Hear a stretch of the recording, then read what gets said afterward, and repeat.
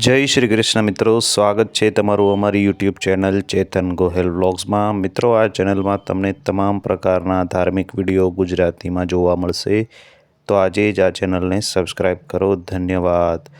વસુદેવ વસુતમ દેવમ કંસચાર્ણુરમર્દનમ દેવકી પરમાનંદમ શ્રી કૃષ્ણમ વંદે જગદ્ગુરુ। બોલીએ ઓમ નમો ભગવતે વાસુદેવાય નમઃ। જય શ્રી કૃષ્ણ। મિત્રો, આજના વિડીયોમાં વૈશાખ વદ 11ની તિથિ એટલે કે અપરા એકાદશીની વાત કરવાની છે। અપરા એકાદશી કેવી રીતે ઉજવવી અને તેનું પૌરાણિક મહત્ત્વ શું છે અને તેની વ્રતકથા, તો વિડીયોમાં અંત સુધી જોડાયેલા રહેવા વિનંતી છે। મિત્રો, અપરા એકાદશી એ વૈશાખ વદ 11ના દિવસે આવે છે। આ વખતે એ 23 મે અને શુક્રવારના દિવસે ઉજવવાની છે। અપરા એકાદશીને અચલા એકાદશીના નામથી પણ આપણે ઓળખીએ છીએ। પૌરાણિક માન્યતા મુજબ આ એકાદશી એ કૃષ્ણ પક્ષની અપરા એકાદશી કહેવાય છે અને આ દિવસે જો વ્રત કરીએ તો અપાર ધન દોલત અને સુખ શાંતિની પ્રાપ્તિ થાય છે।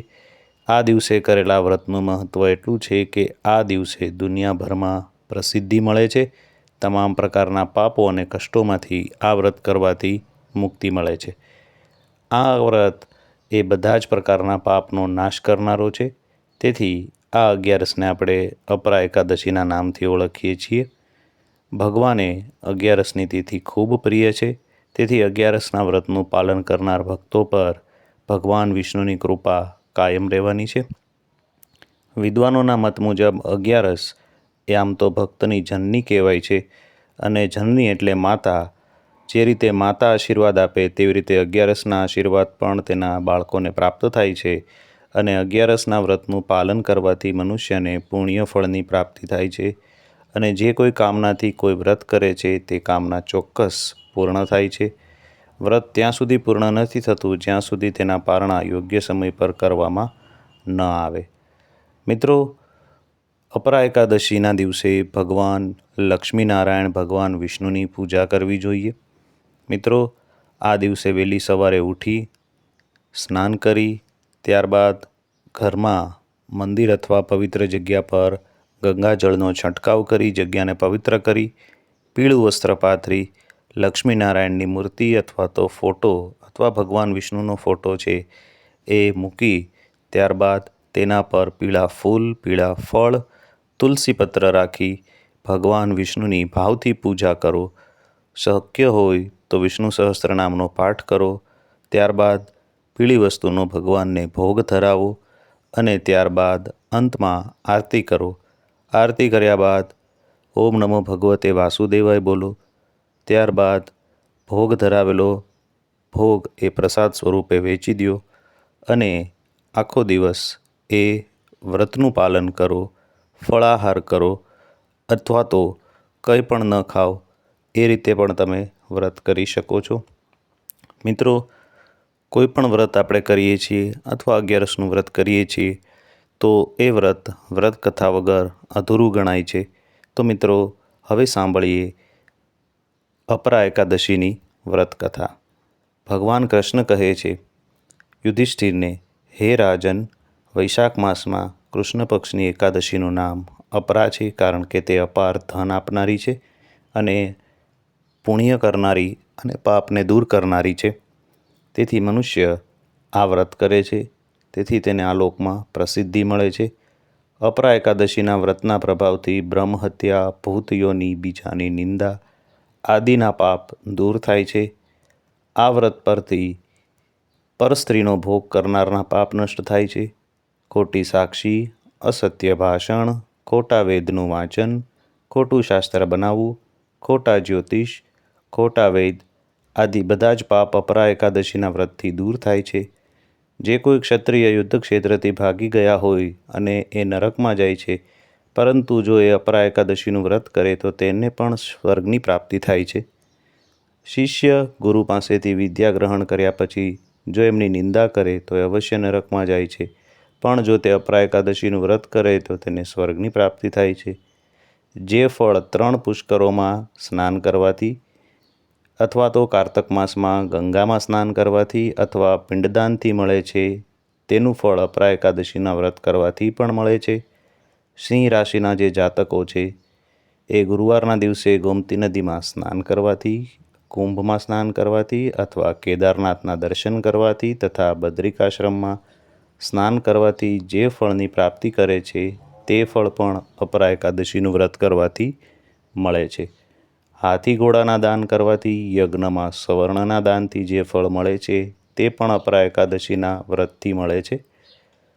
નમણાં જ વિયાયેલી ગાય હોય અથવા તો ભૂમિ અથવા સવર્ણના દાનથી જે કોઈ ફળ મળે છે તેનું ફળ પણ આ એકાદશીના વ્રતથી મળે છે. આમ આ એકાદશીનું વ્રત એ પાપરૂપી અંધકારના નાશ માટે સૂર્ય સમાન છે.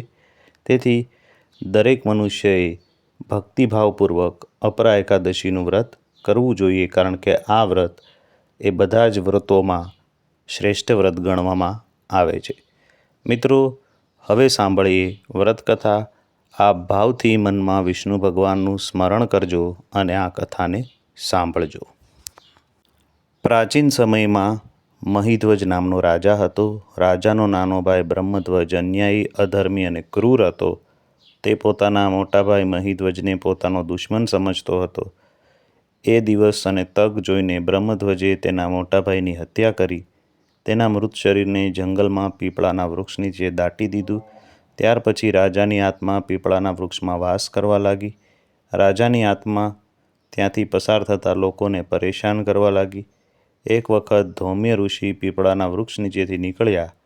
તેમણે પોતાની શક્તિની મદદથી રાજા સાથે થયેલા અન્યાયને સમજી લીધો. ઋષિએ રાજાના આત્માને પીપળાના વૃક્ષમાંથી બહાર કાઢીને પરલોક વિદ્યાનો ઉપદેશ આપ્યો. સાથે પ્રેત યોનિમાંથી છુટકારો મેળવવા માટે એકાદશીનું વ્રત કરવાનું કહ્યું. એકાદશીનું વ્રત કરવાથી રાજાની આત્મા સ્વર્ગલોકમાં જાય છે. એકાદશીનું વ્રત કરનાર વ્યક્તિએ સ્નાન કરી, સ્વચ્છ કપડાં પહેરી, પરિવાર સાથે ઘર કે મંદિરમાં ભગવાન વિષ્ણુ અને લક્ષ્મીની મૂર્તિની સ્થાપના કરી અને ત્યારબાદ ગંગાજળથી તેને શુદ્ધ કરી, રક્ષાસૂત્ર બાંધી, ઘીનો દીવો કરવો, શંખ અને ઘંટડીથી પૂજા કરવી, વ્રતનો સંકલ્પ કરવો અને વિધિપૂર્વક ભગવાનની પૂજા કરવી અને ઉપવાસ કરવો. રાત્રે જાગરણ કરવું અને બીજે દિવસે બ્રાહ્મણોને ભોજન કરાવી દક્ષિણા આપી અને ત્યારબાદ ભોજન કરવું. એકાદશી ઉપર ભગવાનની પૂજામાં ચોખાને બદલે આપણે તલ પણ કરી શકીએ છીએ.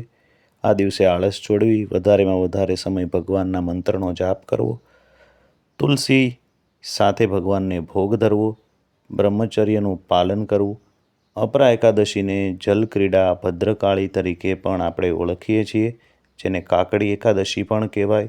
આ દિવસે કાકડીનું પણ દાન કરવું જોઈએ. કાકડી પણ ભગવાનને ધરાવવામાં આવે છે. મિત્રો, આ એકાદશીનું વ્રત કરવાથી અનેક હત્યાના પાપ દૂર થાય છે. વિષ્ણુ પુરાણમાં દર્શાવેલું છે એવી રીતે કારતક માસમાં સ્નાન કરવાથી, ભાગીરથીમાં પિંડદાન દેવાથી, સિંહસ્થ ગુરુમાં ગોમતી સ્નાન કરવાથી, બદ્રીનારાયણના દર્શન કરવાથી અથવા સૂર્યગ્રહણમાં કુરુક્ષેત્રમાં દાન કરવાથી, મહાયજ્ઞ કરીને હાથી ઘોડા સોના રૂપાનું દાન કરવાથી જે કોઈ પણ ફળ પ્રાપ્ત થાય તે ફળ આ એકાદશીનું વ્રત કરવાથી પ્રાપ્ત થાય છે. આમ મિત્રો, વરસમાં આવતી દરેક એકાદશીમાં અપરા એકાદશીનું વ્રત શ્રેષ્ઠ ગણવામાં આવે છે. આથી દરેક મનુષ્યએ આ વ્રત અવશ્ય કરવું જોઈએ. મિત્રો, આ વ્રત કરવાથી તે આ લોક અને પરલોકમાં સુખી થાય છે. જેમ કોઈ શાહુકારે હુંડી લખી હોય, તેમાં રૂપિયા દેખાતા નથી, પણ જ્યારે તેને વટાવવામાં આવે છે ત્યારે રૂપિયાનો ઢગલો થાય છે. તેવી જ રીતે અપરા એકાદશીનું વ્રત કરનાર સુખી થાય છે અને આ એકાદશીનું વ્રત કરવાથી ભગવાન અંતકાળે તેને દર્શન આપે છે અને પોતાના ધામમાં લઈ જાય છે અને તે મોક્ષને પામે છે. તો મિત્રો, આ એકાદશીનો ઉપવાસ કરવાથી યશ, કીર્તિ, ધનની પ્રાપ્તિ થાય છે. જેને પુત્ર ન હોય તેને પુત્રની પ્રાપ્તિ થાય છે અને તેના તમામ પ્રકારના પાપો દૂર થાય છે. મિત્રો, આ વિડીયો અહીંયા પૂર્ણ કરીએ છીએ. આપ સૌને અપરા એકાદશીની હાર્દિક શુભકામના સાથે મને સાંભળવા માટે આપ સૌનો ખૂબ ખૂબ આભાર. જો વિડીયો ગમ્યો હોય તો વિડીયોને તમારા સગા સંબંધી મિત્રો સાથે જરૂરથી શેર કરજો. ફરી મળીશું કોઈ નવા વિડીયો સાથે. ત્યાં સુધી મને રજા આપશો. આપ સૌને અમારી ચેનલના જય શ્રી કૃષ્ણ. ઓમ નમો ભગવતે વાસુદેવાય.